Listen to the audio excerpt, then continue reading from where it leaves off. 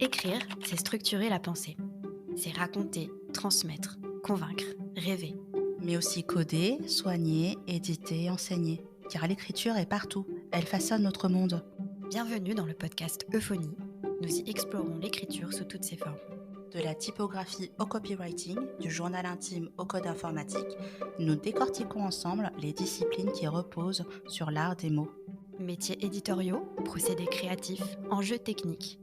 Des disciplines qui, a priori, n'ont rien en commun. Prêt et prête à plonger dans les coulisses de l'écriture? Bonjour à tous, bonjour Ségolène. Bonjour Sipai Wang, Comment tu vas? ça va très bien. Et toi? Bah, ça va plutôt bien. Aujourd'hui, on va parler euh, d'un pays lointain, qui est plutôt loin. C'est à combien d'heures de vol, je crois? C'est à... Alors selon l'heure d'été, l'heure d'hiver, c'est Ouais, à entre 10 et 12 heures de vol, mais ça c'était avant la guerre en Ukraine où là c'est un petit peu plus long. c'est un peu plus long. Bon, Oui, on va dire qu'il faut au moins une bonne dizaine d'heures de vol, oui, au moins, au moins, parce qu'on va parler un peu du Japon. c'est ça. Donc tu n'es pas japonaise, Non, Ségolène. non, non, je suis française. Bon, quel est ton lien avec le Japon alors? Mon lien avec le Japon, c'est un lien de passion. Mmh. Comme beaucoup d'enfants nés dans les années 80, j'appartiens à la génération Goldorak ou Club Dorothée. Mmh. J'ai donc découvert le Japon à travers les animés, diffusés, sur, la 5 et sur la 1. Enfant, ce que j'aimais dans ces animés, c'était, ce que je pouvais percevoir de la vie quotidienne japonaise, qui me semblait très exotique. Je me demandais pourquoi, les enfants, mangeaient des boulettes de riz enveloppées d'algues, pourquoi ils appréciaient les crêpes au calamar, pourquoi ils buvaient du thé, au lieu de soda. Donc mon intérêt pour le Japon a déjà commencé enfant. Puis adolescente, je me suis intéressée, à l'art japonais, la littérature, la peinture, le cinéma et après l'écriture. Voilà mon lien avec le Japon. Ce qui fait qu'aujourd'hui, ça a pris une part vraiment forte dans ta vie.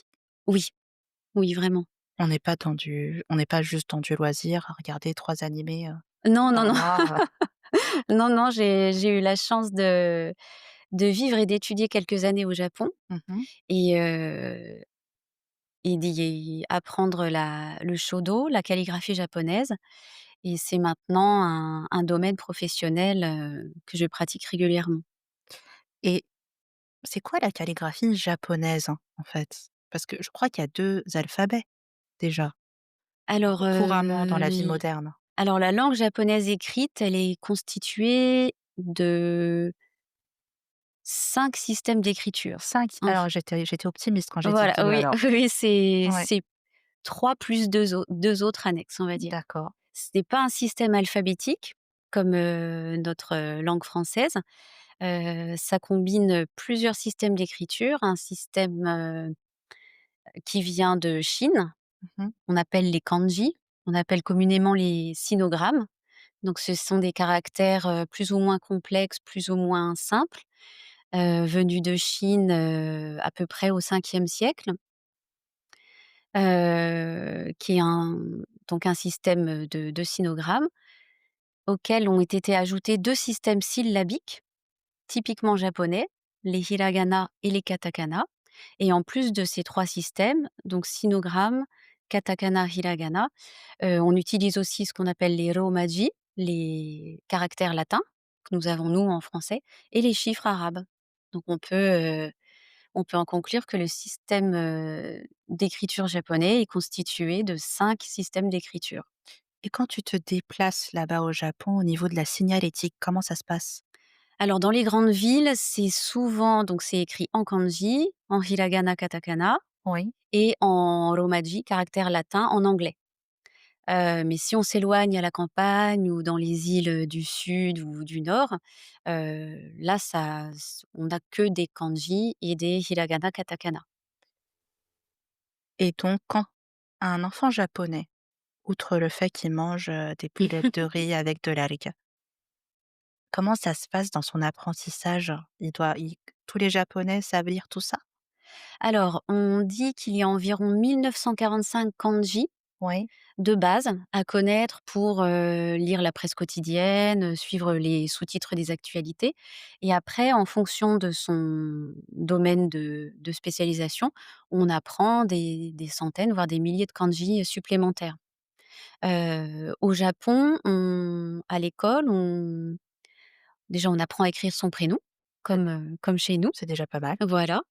On apprend les hiragana, katakana, donc 46, hiragana de base, 46 katakana de base et on apprend aussi les kanji, dès l'âge, dès la maternelle en fait ou l'équivalent de notre maternelle, début élémentaire. On apprend à écrire les kanji dans l'ordre de la liste des 1945 kanji de base. D'accord, donc il faut quand même avoir une bonne mémoire pour être japonais. Ou ça t'apprend à Hem, avoir une bonne mémoire d'être japonais? oui, comme on n'a pas le choix, je pense qu'on Oui, a tu es on obligé. a une bonne mémoire, mais en fait, quand on écrit, on apprend en même temps Oui. et finalement l'œil, la main et le cerveau travaillent ensemble, pour apprendre. C'est vrai que là, c'est sûr que si on part avec nos 26 lettres, ça paraît énorme, mais finalement quand tu vis dans un tel Mmh. système, c'est juste, la façon dont c'est vécu, elle est tellement, Oui, je crois que basique, elle est c'est juste comme ça. naturel. Oui, Voilà, c'est c'est tout à ça. fait naturel. Et sur internet, c'est écrit comme ça, enfin, ça reprend finalement, Oui, oui, ce on qu'il y a aurait dans une les ville moderne. oui, on a les 5. Tu veux dire sur internet, Quand tu fais une recherche sur le web, tu peux chercher en kanji, en hiragana, en katakana, alors du coup, je suis hyper curieuse et les claviers? alors les claviers, nous, on est en système, AZERTY. Oui, Au Japon, on est en système QWERTY oui, et comme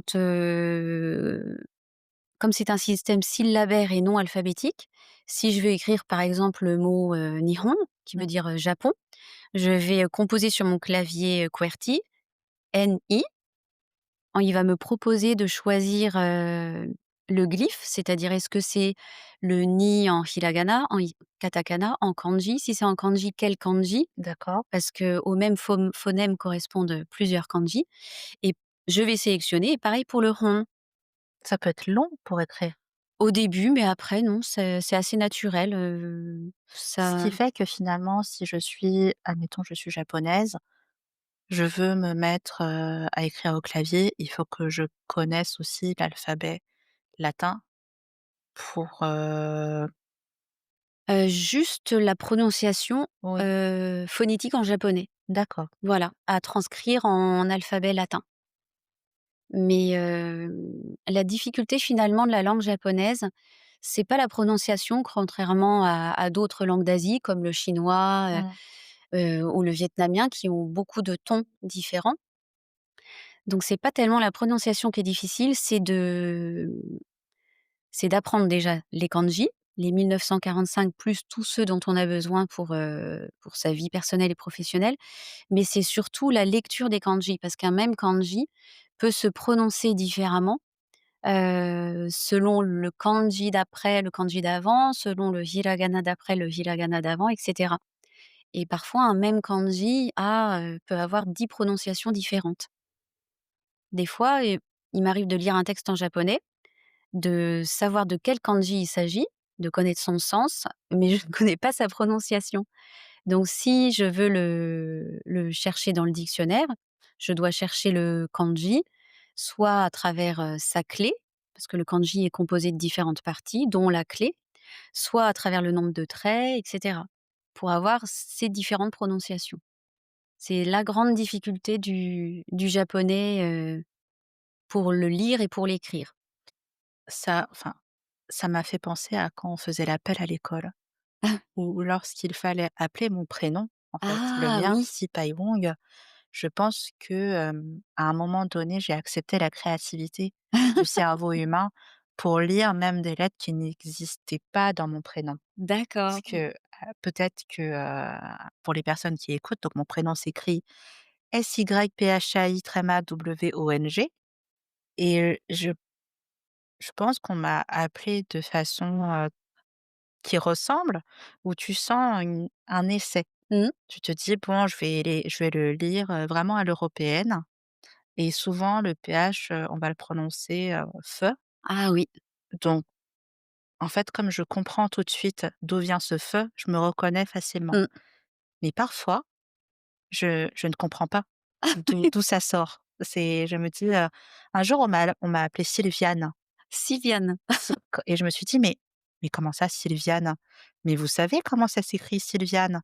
Vous voyez bien que c'est pas Mmh. écrit comme Sylviane?» Je ne comprends pas et je me dis que il y a peut-être un ça m'a rappelé un peu cet épisode où cette difficulté à voir finalement, hem, un mot écrit, ne pas Mmh. savoir comment le Mmh. prononcer et je sais que, par exemple, moi, quand je lis des romans, parfois il y a des par exemple, quand c'est un nom qui est en anglais, un Oui. nom de famille anglophone, je sais qu'il y a eu des moments où j'ai renoncé à vouloir le Ah prononcer, oui, à vouloir savoir comment ça se oui, prononçait et que ça n'empêchait pas ma lecture oui, parce que c'était devenu comme, bah, comme un dessin, en fait.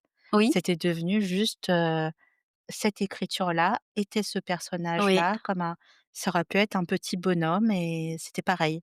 oui, je vois. Ouais et j'avais pas besoin, c'était pas grave, Oui, la oui, oui. prononciation n'était pas porteuse de sens. Oui, je comprends tout à fait. Bah, souvent, il m'arrive de comprendre un kanji, de Ouais, le lire, mais de ne pas savoir le dire. oui.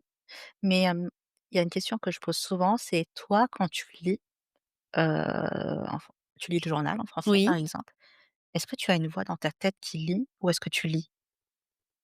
Ah, c'est difficile à dire. Parce que là, si je te donne quelque chose à lire, tu vas Oui, avoir une voix dans ta tête parce que je viens de t'en parler, je pense. oui, c'est possible que là, Oui, oui. Hem, je ne sais pas si je lis les mots dans ma tête ou si je vois les mots. mmh, C'est-à-dire les lettres et surtout la silhouette des lettres, la longueur des mots, les espaces entre les mots, la longueur des lignes, les espaces entre les lignes. oui. Après si justement tu n'es pas obligé de prononcer un kanji dans ta tête, Oui, des fois, je oui, ne le prononce pas dans ma tête. mmh, Non, c'est vrai que surtout si je ne le connais pas, oui, je tu sauras pas que c'est Sylviane. mais ça, c'est intéressant parce que la silhouette de ton prénom est très contrastée, très intéressante Tu parles de mon justement. prénom? Oui, Ah, et je pense que le prénom de Sylviana, qu'on t'avait attribué, finalement, le la silhouette de Sylviana ou le rythme ou la longueur de Sylviana peut peut-être, s'approcher oui. de Sipaewong. Oui, oui, je pense qu'il y a ça parce que, tu vois, quand je vais au Starbucks, hem, j'ai un, j'ai une jumelle maléfique. Enfin, j'ai une identité secrète. Souvent dans tous les commerces où il faut donner son Ah oui, prénom, mais que ce n'est pas, où c'est pas une fraude oui, de donner un autre oui, c'est prénom. ni une fraude ni Voilà, vital, d'avoir voilà, le dans ces moments je le fais pas à l'aéroport, par oui. exemple, pour éviter. Dans ces moments-là, je m'appelle souvent Sophie Ah oui, parce que le oui, PH, est présent et qu'il est surtout présent au même endroit. En 3e et 4e Oui, lettre et donc ça me rappelle mon propre prénom en oui, termes de oui, graphie et oui, mais comme quoi on peut être attaché aussi à la forme de son prénom. Je sais que quand j'étais gamine, pour, faire fabriquer un peu ma signature, oui, je cherchais ce côté, on va dire, haut et bas, oui, un peu vertical de mon prénom d'alternance, oui, entre sinusoïdale, les ouais. oui, les ascendantes, les Oui. descendantes, Et ça, j'aime bien dans mon prénom. C'est vrai que oui, c'est quelque chose que j'aime bien dans mon prénom. oui, c'est un prénom très Ce côté graphique. boucle. Oui, Ça marche surtout en cursif d'ailleurs. oui, c'est vrai, Ouais. j'imagine. Mmh. Mais on peut rebondir sur ton travail donc. C'est quoi ton travail? Alors moi, je suis graphiste, mais avec une spécialisation en typographie, calligraphie. Donc au début de mes études, typographie, calligraphie latine et puis après, typographie, calligraphie japonaise. Donc si je te dis le mot oncial, ça te parle? Oui, tout à fait. Chancelière, anglaise, Très bien, voilà. très bien. De calligraphie, typographie et donc le Japon, donc tu as pu étudier au Japon, ce qui fait que tu peux écrire japonais. Oui. Tu peux écrire japonais. J'ai vu que tu avais un très beau compte Instagram Ah merci. avec, parce que pour l'anecdote, nous, on s'est rencontrés dans un marché de créateurs où tu présentais des créations. Oui, justement graphique. Alors c'est très drôle parce que d'un coup j'ai hésité entre graphique et écrite, soudainement. oui, mais on peut souvent hésiter, en écriture japonaise entre écriture et dessin. Mmh. C'est vrai. Parce que finalement la façon dont c'était présenté, plus, potentiellement à encadrer, on était plus sur du dessin, Mmh mh. alors que si tu l'avais peut-être présenté sous forme de fascicule à feuilleter, Oui, ça aurait été de l'écriture. oui, c'est vrai. Mmh. Donc la forme, joue énormément dans l'appréciation de ce travail-là. Oui, la forme, Le support? le support, le projet, le texte en lui-même qui est écrit, dessiné entre les 2.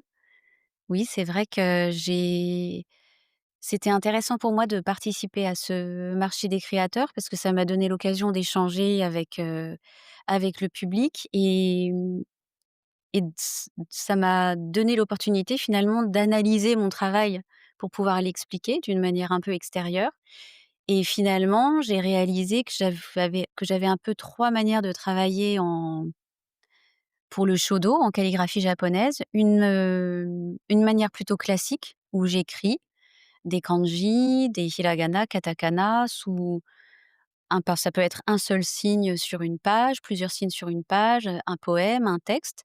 Donc la manière un peu dont j'ai appris à écrire au Japon. Une autre manière, c'est, toujours de l'écriture, mais que je compose comme des images. Et une troisième manière où il y a toujours la matière de l'écriture, mais je l'envisage, comme une peinture, comme un dessin. Donc le rendu final, Mmh, finalement, forme un tout. Le oui, Il y a une globalité à prendre en compte, pas juste le signe en lui-même, mais aussi sa composition dans l'espace, oui, voilà. j'imagine? Mais qui est déjà inhérente, dans l'art de l'écriture et l'art de la peinture au Japon. Les 2 ont toujours été mêlés. Déjà du fait que comme dans beaucoup d'écritures, l'origine de l'écriture japonaise, qui vient de Chine, l'origine est pictographique, comme les hiéroglyphes, mais comme nos alphabets. À la base, nos alphabets sont des dessins et puis ils sont devenus des signes de plus en plus abstraits.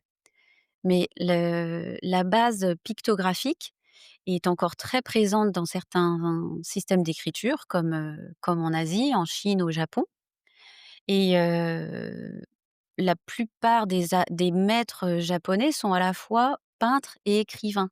Et écrivains dans le sens, ils, conçoivent leurs textes ou leurs poèmes et ils les écrivent. Et avant sans même lire le japonais, on peut voir dans des œuvres japonaises comment le dessin et l'écriture se mélangent et parfois, si on ne connaît pas le japonais, on ne sait pas ce qui relève de l'écriture ou ce qui relève du dessin. D'accord, parce que si tu connais le japonais, tu arrives à identifier finalement ce qui ressemble Oui, à des signes que tu connais, voilà, qui te sont familiers et donc tu peux décrypter la partie voilà. dessin, de l'écriture. Mais les 2 sont vraiment très liés et selon le style d'écriture utilisé pour écrire, un mot ou un texte en japonais, on a un style plus ou moins pictographique ou plus ou moins abstrait. Mais c'est vrai qu'on a beaucoup là aujourd'hui, on a beaucoup l'habitude de séparer, en tout cas en occident, la partie Mmh, écriture du visuel.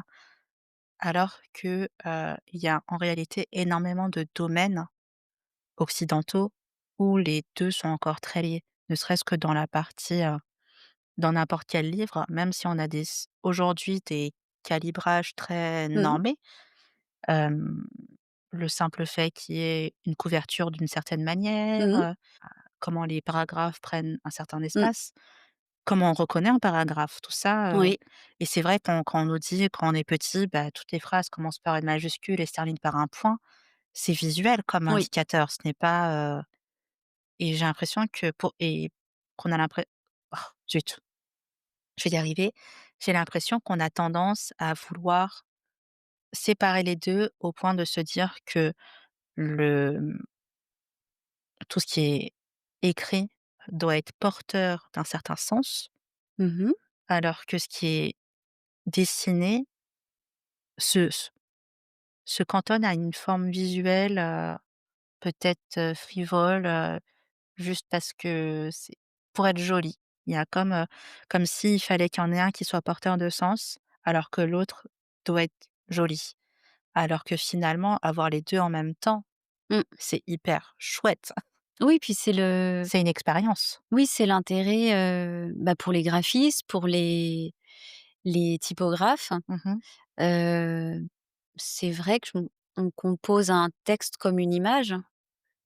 On peut finalement les lettres, sont des éléments d'une palette avec lesquels on compose un texte, mais c'est une image effectivement. Et tu vois, nous, dans notre métier, dans l'agence, on a, souvent on produit du texte, Mmh. mais c'est vrai que on le pense aussi un peu comme une image, parce qu'on doit réfléchir à la manière, typiquement, dont ça va s'afficher. Oui, Et par exemple, selon l'audience qu'on vise, ça va s'afficher plus sur des mobiles ou sur de l'ordinateur oui, ou, bien on va prendre en compte, nous, ce qu'on appelle la ligne de flottaison. oui, C'est-à-dire, la partie au moment dans quand tu fais défiler ta page, c'est au-dessus de la ligne de flottaison, c'est tout ce qu'il y a au-dessus avant de devoir faire dérouler ta oui. page. Donc c'est ce que tu vois sur l'écran en entier dès que tu rentres sur la page. Donc on pense aussi au visuel, même si finalement on envoie de l'écrit. Et Mmh. c'est vrai que moi je regrette dans notre métier à nous justement parce qu'on nous donne un titre de rédacteur, Ah qu'on oui, oublie finalement la partie visuelle parce que c'est grâce à la partie visuelle que en fait, on va quand même attirer l'œil oui. d'une certaine audience. C'est ça notre objectif, Mmh, c'est attirer son œil et attirer son œil peut être fait de différentes manières mmh. et choisir, des mots particuliers en font partie, mais pas uniquement parce qu'ils sont porteurs d'un certain sens. Oui, Aussi parce qu'ils ont, ils sont ils sont écrits au sens, graphique oui. d'une certaine manière Oui, oui, et par exemple, là, je pense à cet exemple-là entre les mots but et objectif oui, qui finalement servent à la même chose, oui. mais but, pour plein de raisons, Mmh. ça paraît beaucoup plus direct. Tout à fait. Déjà parce que, il y a la prononciation Ouais. avec le B Mmh. qui lance un peu la chose et puis il y a 3 lettres. Je peux Oui. faire 3 lettres en gros, tiens, c'est peut-être pour ça qu'il y a un magasin qui s'appelle comme ça. Ah oui, c'est vrai. C'est vrai et pas objectif. Alors que le magasin aurait pu s'appeler Oui, Objectif. c'est Oui, vrai. et ça aurait été beaucoup Oui, moins, ça leur oui, aurait fait consommer beaucoup plus d'encre sur les tout à fait. catalogues, Une plus grande enseigne plus grande aussi. enseigne, plein de choses, hein. Alors que Carrefour, c'est extrêmement long. Oui, c'est vrai. Ils ont racheté Cora. Oui, j'ai Cora, appris c'était plus ça. court. Ouais, Cora, c'était plus court. Mmh. Mais oui, c'est vrai que la forme des mots, que ce soit leur silhouette, leur longueur, est très importante. Et pour revenir à ton travail à toi, moi, ce que j'avais apprécié, par exemple, quand on est passé à la nouvelle année, Oui, d'ailleurs, là, ça va être bientôt la nouvelle année cambodgienne, je crois. oui, tu Alors, m'avais il dit. y a beaucoup trop de calendriers, moi, je m'en sors plus. Je m'en sors plus. Déjà qu'il faut retenir les anniversaires des gens, Oui, son propre anniversaire. oui, c'est mieux. Et si en plus, il y a tous les calendriers, moi, je ne m'en sors plus. Oui, c'est vrai que ça fait beaucoup. Surtout qu'en plus, dans ma famille, on fête quand même la nouvelle année lunaire, chinoise. Donc D'accord. comme on fête tout, Ah oui, tu as les plusieurs nouvel an, alors entre le la fin de l'hiver et le début du printemps. j'ai 3 nouvel an. Ouais, C'est quand même pas mal. oui, c'est pas mal. Oui, Surtout que le nouvel an lunaire change chaque année. En oui et Occident, on a que toujours le même, mais c'est intéressant de voir quel est le déclencheur parce que, sur, les calendriers, c'est lié à des astres, oui. entre la lune, le soleil, mais, le calendrier cambodgien est lié aux saisons, agricoles. Ah oui, Mmh, d'accord et je crois qu'il y a d'autres cultures comme et ça ça, ouais. change, d'année en année ou c'est toujours au même, Alors j moment tu me au poses une bonne Cambodge? question, mais je pense que ça change d'année en année parce que je ne sais jamais la date. Ah d'accord, oui, donc c'est que ça doit changer, Oui, et oui, et c'est vrai que je m'étais jamais posé la question si ça changeait ou pas. C'est juste qu'un jour quelqu'un me dit: «C'est tel jour» oui. et je retiens, je retiens. Mais, tu avais fait une des déclinaisons Oui, du signe chinois de l'année. oui. Comment ça s'est passé ce petit projet-là? Alors, déjà au Japon, l'exercice de la carte de vœux, c'est très intéressant parce qu'au Japon, on envoie encore, maintenant beaucoup de cartes de vœux format papier, Mmh. souvent format carte postale. Alors soit qu'on trouve, toutes faites dans le commerce, soit qu'on fait faire avec, des photos de sa famille, soit qu'on écrit ou qu'on dessine soi-même. Donc, moi, c'est quelque chose que je faisais, et que j'appréciais beaucoup au Japon et que je continue à faire, même en France. Cette année, c'est le signe du serpent. L'an dernier, c'était le dragon et en Asie, le serpent est considéré comme un petit dragon. C'est vrai qu'on peut les imaginer faisant partie de la même famille, de C'est vrai, reptiles. j'en entends beaucoup parler étant serpent. Voilà. Tous Eh bien, les membres belle de ma année à toi. famille qui sont dragons, m'en parlent. Ah oui, je vois. Il y a il ça crée une forme de hiérarchie. Oui, oui, voilà, Oui, c'est un peu ça. Et l'an dernier, pour le signe du dragon, alors quand je commence à travailler sur un caractère, en japonais, on peut choisir entre différents kanji. On a 2 kanji pour chaque, signe, de l'année, parce qu'on a le kanji d'origine chinois, plus un kanji qui a été choisi en fonction de la prononciation en japonais. Et après, on peut aussi écrire, le signe de l'année en syllabaire, hiragana et katakana. Donc on a 4 possibilités pour écrire le signe de l'année. Ce que j'aime beaucoup faire, moi, j'allais dire quand je rencontre un signe, mais c'est un peu ça, que je le connaisse ou pas, c'est son étymographie. Donc je recherche, c'est comme l'étymologie, mmh, mais en écriture. Je recherche la manière dont ce glyphe a été écrit des temps les plus anciens, quand il a existé, à la naissance de l'écriture, jusqu'à nos jours. Donc je cherche dans les formes, archaïques. En Asie, on écrivait déjà sur, carapace de tortue, sur, omoplate de cervidé. Après, on a écrit sur métal. Après, on a écrit sur des lamelles de bambou et après sur papier. Et au gré des supports, des outils, comme dans tous les systèmes d'écriture, l'écriture a changé. Elle est devenue, plus cursive, plus souple, plus lisible ou moins lisible. Donc je commence par écrire le glyphe de toutes, les manières que j'ai pu trouver dans des livres, chinois ou japonais et puis, je teste, je choisis le signe le style d'écriture qui m'inspire le plus pour, ce caractère-là, cette année-là. Pas celui qui va illustrer le dragon ou le serpent, mais, celui qui va exprimer l'idée ou le sentiment ou la sensation que j'ai à ce moment-là du dragon ou du serpent. Après avoir, choisi un à 3 signes, je les écris, avec différents pinceaux, différentes encres sur différents papiers d'accord. et finalement je définis celui qui m'intéresse le plus et après je le travaille et après en avoir écrit, quelques-uns, je choisis celui qui me convient, le mieux pour ma carte de vœux.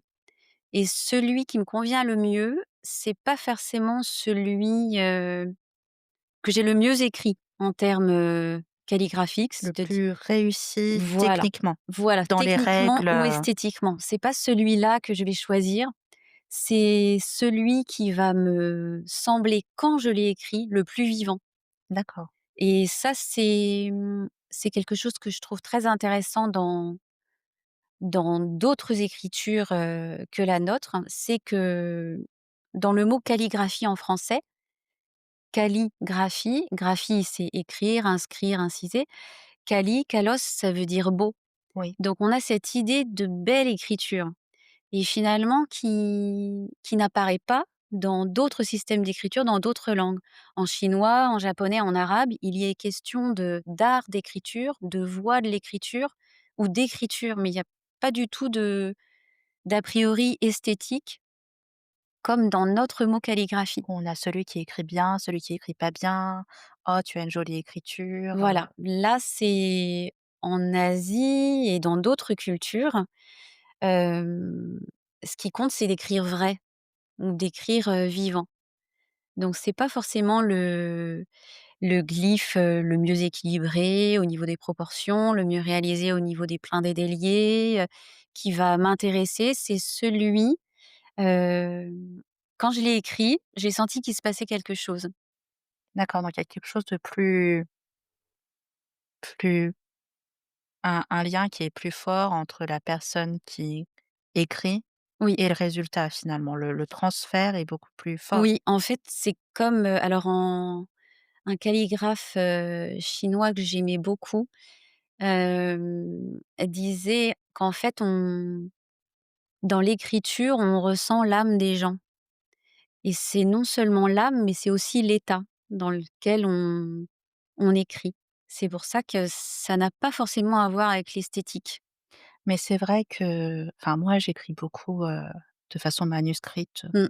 parce que j'aime ça, et peut-être parce que je travaille sur du numérique, Ah oui, j'ai besoin d'être aussi très proche de l'analogique. Il y a oui, énormément de pratiques dans ma vie que je fais de façon analogique, on va dire, mais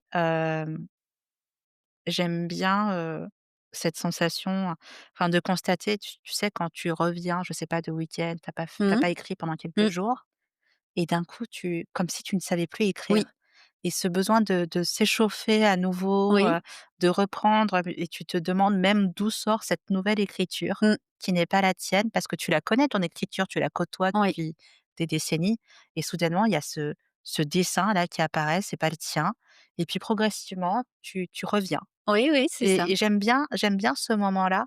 Avant j'aimais pas. Avant Ah! j'aimais pas parce que justement je trouvais que, c'était pas l'écriture jolie que j'aimais chez moi. Ah oui, Et je trouvais que j'écrivais mal. Et maintenant, je dis: «Bon, bah, tant pis», mmh, et justement, comme j'ai tendance à écrire dans des journaux, ça transmet aussi mon état oui, de ce moment-là. Alors je ça me donne des indices sur, comment dans quel état d'esprit oui, j'étais à tel moment. Ça peut être, oui, c'est ça fait ça sens, transmet de l'information oui, aussi. tout à fait. Mmh. Tout à fait, surtout que, bah, toi, tu l'expérimentes, en écrivant en alphabet Oui, avec un crayon ou un stylo ou un feutre avec, j'imagine le poignet, la main posée sur la table. oui, Ce qui est très intéressant en écriture, japonaise, c'est qu'on tient le pinceau à la verticale, donc pas du tout sur un plan incliné d'accord, comme un feutre. On le tient, entre 3 doigts uniquement et on n'a plus de contact du tout, enfin la main, le poignet et même le bras ne sont plus du tout en contact avec la table ou avec le support. C'est vraiment le pinceau qui fait le lien et du coup, ça transcrit encore plus justement et plus précisément les émotions, mmh. puisqu'on a Tu on a plus dois d'appui en fait, on est vraiment, musculairement, tu dois mobiliser plus de choses oui, qui est de l'ordre du haut du corps, même ta oui, posture, comment tu es bah, la posée aussi. posture des pieds, en fait, on dit toujours on a les pieds dans la terre, Oui. la tête, le dos tiré vers le ciel et en fait, on est le lien entre ces éléments, via, le pinceau, l'encre et le papier. C'est là que l'outil fait sens aussi. Oui Mmh. et d'ailleurs le kanji du pinceau, c'est à la fois le kanji du bambou et de la main. Donc c'est quelque chose finalement de très anatomique et la structure même du pinceau fait référence au vocabulaire du corps parce que le pinceau alors il est composé d'un manche souvent en bambou, d'un toupet de poils, soit d'un seul animal, soit mixé de poils de plusieurs animaux. Mais, il a différentes parties, le cœur, à l'intérieur, le manteau à l'extérieur et puis il a des dans son toupet, il a des hanches, il a un ventre, il a une gorge, il a des épaules, donc il est vraiment, presque vivant Mmh.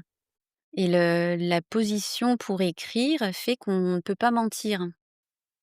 On ne peut pas, puisqu'on n'a pas d'appui, on peut en calligraphie latine, quel que soit selon les outils et les supports qu'on utilise, on peut parfois, corriger un trait de plume, gratter Oui, un peu de matière, polir le papier pour effacer un trait, en shodo, en écriture japonaise, du fait des matériaux et de la position, on ne peut pas tricher. On ne peut pas revenir en arrière, on ne peut pas, s'appuyer sur la table pour c'est aider plus son geste. vulnérable quelque part aussi. Comment? C'est plus vulnérable. Oui, c'est Tu plus es obligé dangereux. de tout oui, ça Oui, ne pardonne pas. non, ça ne pardonne pas, c'est vrai. Ouais, j'ai cette expérience-là en ce moment avec la gravure, Ah où le oui, moindre morceau, de papier, oui, c'est tout se voit. oui, Tout se c'est ça voit et tout et ça ne se est corrige pas. inscrit et ça ne se corrige pas. Voilà. C'est très cruel aussi, hein. Oui, parce qu'on jette beaucoup de papier. Enfin, en Oui. ce qui me concerne, je Ouais, c'est très cruel et surtout quand on a un instinct, plutôt économe, oui. c'est pas toujours facile à vivre. Alors en Asie, il existe des instruments très intéressants que j'appelle des tapis magiques. En fait, ce sont des soit des feuilles de buvard, soit des rouleaux de papier buvard sur lesquels on écrit avec de l'eau D'accord. et ça, c'est super parce qu'on peut s'exercer, au pinceau et à l'eau sur ces espèces de buvards et on peut écrire pendant des heures sans gaspiller, aucun papier. Comme si tu écrivais au Velleda? Enfin, Oui, en termes c'est de ça. démarche, tu Oui, peux voilà, effacer, c'est ça. revenir, C'est ça et beaucoup à l'école, au Japon, en Asie, on utilise beaucoup, ça et du papier journal. ah ouais, mais oui, parce que en plus quand quelqu'un qui a déjà manipulé de l'encre voit que non, ça ne pardonne pas du tout.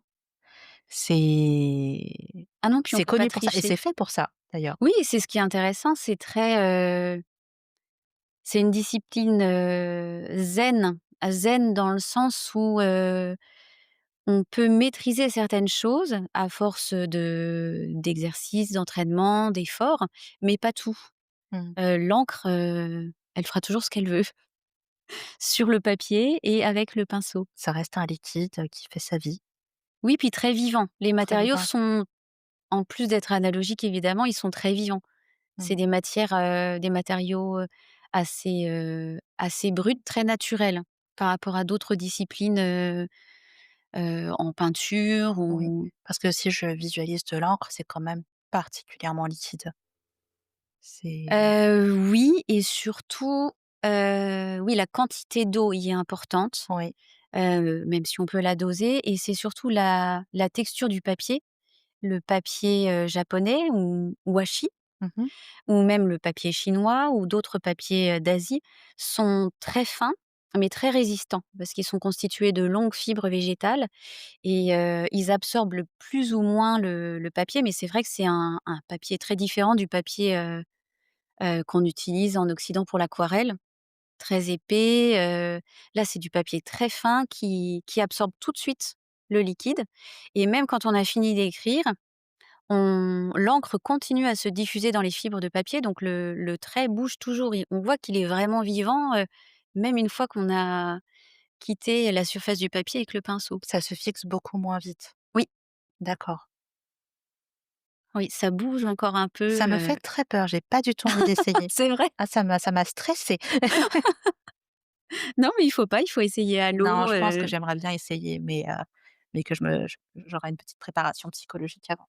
Je dirais oh, il faut pas avoir peur, mais c'est vrai que j'ai remarqué pour avoir, initié quelques ateliers, d'initiation au shodo, que les quand il y avait des adultes et des adolescents dans les groupes, les adultes, étaient très stressés parce qu'ils avaient peur de mal faire, et finalement même, physiquement, c'est crispé. ils étaient crispés, ils avaient très vite mal au cou, aux bras, et je leur disais: «Mais détendez-vous, parce qu'en fait, il y a rien de grave, on apprend, on s'exerce, on découvre», parce que c'est des matériaux et des postures, auxquelles on n'est pas habitué, en Occident. Donc on est là pour découvrir, pour profiter et ce qui était rigolo, c'est que les adolescents, eux, y allaient beaucoup Plus franchement. plus franchement, sans stress, et mais non, il faut pas avoir peur, c'est un grand Bon, plaisir comme pratique. eh bien, je vais peut-être tenter. Avec Peut-être plaisir. que l'audience voudra tenter aussi et nos auditeurs, se diront: «Tiens, j'aimerais bien essayer». Pour aller voir ton travail, comment ça se passe pour voir ton travail? J'ai un compte Instagram.